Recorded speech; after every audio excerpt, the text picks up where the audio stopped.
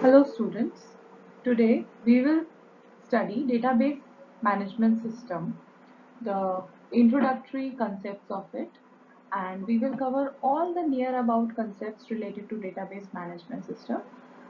My name is Parul Saxena from IT department of PG Mose College.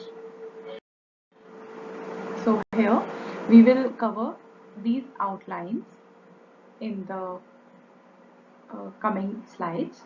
That is the need of database, data models, relational databases, database design, storage manager, query processing, transaction manager. So here is database management system. What is database management system? If we see uh, that we have lots of data present in various forms like fat files, relational files, and some raw data. So every kind of data should be kept such that it should be organized, and whenever we want to retrieve the data, it would be very easy and convenient for us to retrieve that information from the raw data.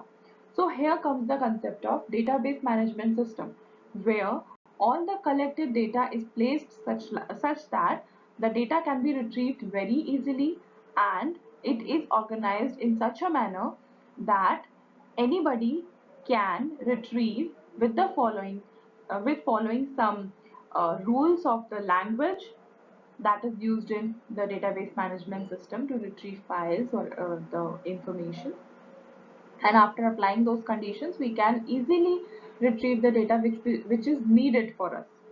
So here, database management system can contain information about a particular enterprise. When we consider some example about an enterprise, so what it can contain: collection of interrelated data, set of programs to access the data, and an environment that is both convenient and efficient to use. So these all things are contained in the DBMS. So we will study now the applications of database. Firstly, we say banking transactions. Then we can think of reservations, schedules in airlines. Then we can think the registrations, grades in universities. Then comes to customers, products, purchases. These kind of databases can be generated for sales.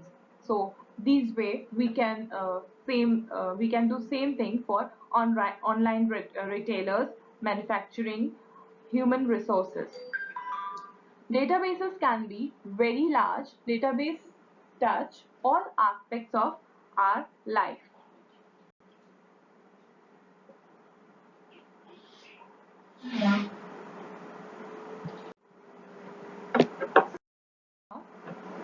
Where we have here a university database example. Suppose we have the database of a university. So what we have to do with that, we have we can have different tables relating to single entity. If there are students, we will have to make a table for students, then for instructors, then for courses. Okay, then this way every entity we have to divide, and every entity there would be a single table which will represent all the attributes of the uh, table of the students. So in the early days, database applications were built directly on top of file systems, but now we are making it in the form of tables. Drawbacks of using file system to store data. So we all know that if we are storing some data in the form of files, there can be data redundancy and inconsistency. Data can be repeated, obviously. The difficulty in accessing data, if some data is kept in front of our eyes, and it is placed like in the form of file, so it will be very difficult for us to identify what data is needed and what are the related attributes of the current data which we want. So When data is organized in the form of a table where all the attributes are written in front of that particular record, then it will be easier for us to access that data and retrieve the required information. So, firstly, we were discussing about data redundancy and inconsistency, then difficulty and in accessing data, then comes data isolation, because multiple files and formats are present, so it will be difficult for us to locate that data which is in which file, so it would be difficult for us to identify where it lies. Then integrity problems means if we have to apply some some constraints, that if we are applying some constraint like age should not be greater than 18 or age should not be greater than 21, so these conditions or integrity constraints can be applied on that data. So in file systems we are not able to apply these kinds of constraints on the data. So this way, the data, the representation of data took a great change, and now it is very simpler to represent the data in the tabular form. So basically, I want to tell you one thing. The table actually means relations. Okay, so because in a table, all the records are having some relation with the particular entity, so the table is known as relations. Okay, so now we are studying about drawbacks of using file systems to store data. So what were the drawbacks? There were basically three drawbacks: that atomicity of updates, concurrent access by multiple users, security problems. So first is atomicity of updates. Means if suppose I'm taking an example, if we have to do some transaction, uh, suppose from ATM or something, we are trying to retrieve money from it, and suppose the transaction stops. So my bank account is debited with some amount, but I don't receive the amount in my hand. So what happens now? The transaction remains inconsistent because it is showing some other value other side and some other value other side. So the transaction should be consistent. If I have withdrawn money from my account, so it should be shown that my amount is debited from the bank account, and also the money should be in my hand when I am trying to retrieve it from the ATM. So this way. uh, Secondly, concurrent access by multiple users.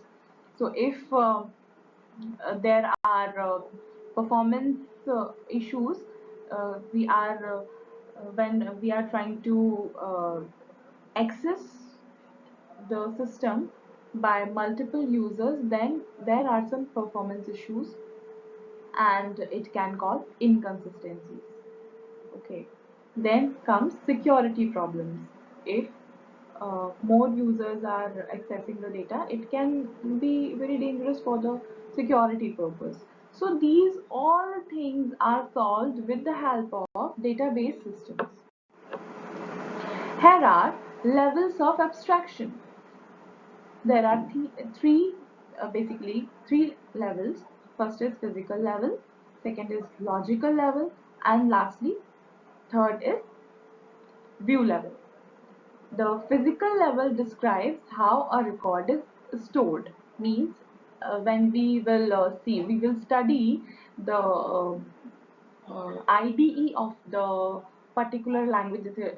For example, SQL Server, we will see that. So, in the way that all the files are arranged, that we see is known as physical level of the abstraction. Okay, we can hide it with the help of table name, and all the data of the table is enlisted towards or below that table name. So we can click on plus signs, we can see all the names, then we can select negative sign, so we can get back to the original schema of that IDE. Then comes logical level. Logical level describes data stored in the database and relationship among the data. So basically, if we have stored like type instructor is equal to record id string name string department name string salary integer. So we have stored this record like this. For example, when we are storing id, it can be string because it can contain numbers, it can contain name. So basically it is string. The name is a string because we don't have to uh, tamper with it. And then department name string, salary integer, and then end. So this kind of level we stored in the logical level. Then comes physical level. So application program hide details of data types. Views can also hide information such as an employee salary for security purpose. So view level is basically that we can hide information according to what should be shown to particular user. If the principal is accessing something of a school, then he should be able to see all the things, all the salaries of all the employees, all the marks of students. But if that student is accessing that record or that database, then only particular things are allowed for him or her to see. Then we comes at view of data. So this is the architecture for database system. So this is view level. It can be view 1, it can be view 2, view n. Like I have told you, there is one physical level. All data is stored here. Then logical level where all the relations are stored. Then these are all the views that can be used to ensure that particular user should get particular view. If it is a student, it will be shown to this. If it is principal, view 2 would be shown to him. If it is faculties or staff, the other view will be shown to them. Now instances and schemas.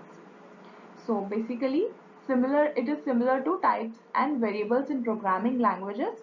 We have two types of schema basically. So one is logical schema and other is physical schema. So the overall physical structure of the database, uh, the representation of that uh, structure is known as physical schema, because we can physically see that structure. We can see that table names are written and we can access those tables by just clicking on them, and the whole table will be opened in front of us. So this is physical schema. Then we go to logical schema. In the overall logical structure of the database is known as logical schema. For example, the database consists of information about a set of customers and account in a bank and the relationship between them.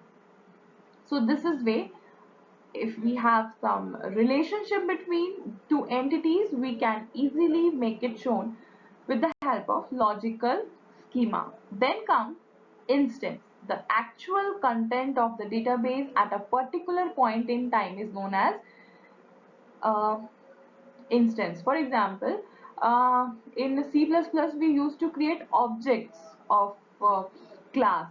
So particular object contains particular data of particular object. So that we used to call instance. So this way we can relate that instances actually for a particular point of time we have some particular data, we have that content, that actual content in for a particular time is known as instance.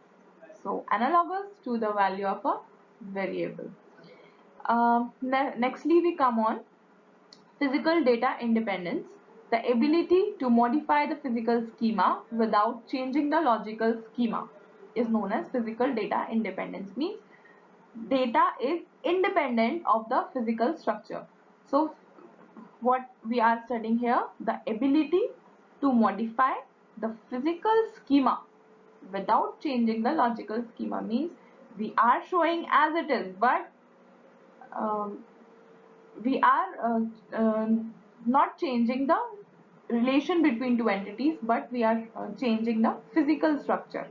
So that we are saying that physical data independence. Now we are studying data models. So what is a data model? A collection of tools for describing data, data relationships, data semantics, and data constraints. So this is uh, we have firstly data relationships. So data is stored such that it has some relationship with other entities, and data semantics means its meanings. Some data constraints, that is the conditions that we are applying on data. So this way we have this collection is known as data models, and we are able to store it in these different kinds of models. First is relational model. Relational model, then entity relationship data model, then object based data models, then semi-structured data model, then other older models. So we have five data models. Basically, we can study only three: network model, hierarchical model, and relational model. These three are sufficient to study, but now we will cover all the things. So this is relational model. All the data is stored in various tables. Example of tabular data in the relational model.